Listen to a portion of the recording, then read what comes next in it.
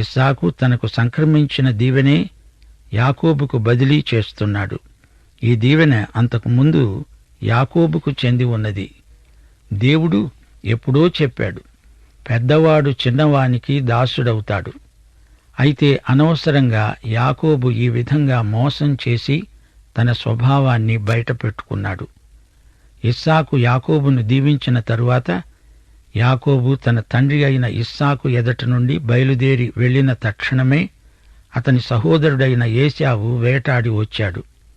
అతడు రుచిగల భోజ్యములను సిద్ధపరచి తన తండ్రి వద్దకు తెచ్చి అన్నాడు, నా తండ్రి, నన్ను దీవించు. లేచి నీ కుమారుడు వేటాడి తెచ్చిన దానిని తిను. అతని తండ్రి అయిన ఇస్సాకు అడిగాడు, నీవెవరివి? నేను నీ కుమారుణ్ణి, నీ జ్యేష్ఠ కుమారుడైన ఏశావును.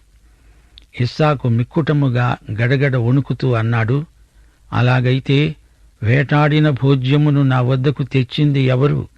నీవు రాకమునుపు నేను వాటన్నిటిలో నుండి తిని అతణ్ణి నిజంగా దీవించాను.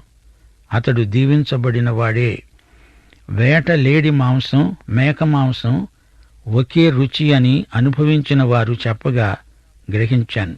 ఇస్సాకు అదా ఇదా అని రుచిని బట్టి తెలుసుకోలేకపోయాడు. సరే, ఈ మోసంలో తానెలా ఇరుక్కున్నాడో ఇస్సాకుకు అర్థమైంది. తన మోసం, తన కొడుకు మోసం, ఈ రెండింటినీ దేవుడు త్రోసిరాజని తన సంకల్పమే నెరవేర్చుకున్నాడు. ఏశావు తన తండ్రి మాటలు విన్నప్పుడు దుఃఖాక్రాంతుడై పెద్ద కేక వేసి అన్నాడు, ఓ నా తండ్రి, నన్ను దీవించు. అతడన్నాడు, నీ సహోదరుడు కపటోపాయముతో వచ్చి నీకు రావలసిన దీవెన తీసుకొని పోయాడు. ఏశావు అన్నాడు, యాకోబు అనే పేరు అతనికి సరిగానే చెల్లింది. అతడు నన్ను ఈ 2 మార్లు మోసపుచ్చాడు. నా జ్యేష్ఠత్వం తీసుకున్నాడు, కాజేశాడు. ఇదిగో ఇప్పుడు వచ్చి నాకు రావలసిన దీవెనను తీసుకొన్నాడు. నాకు ఏ దీవెన నీవు మిగిల్చి ఉండలేదా?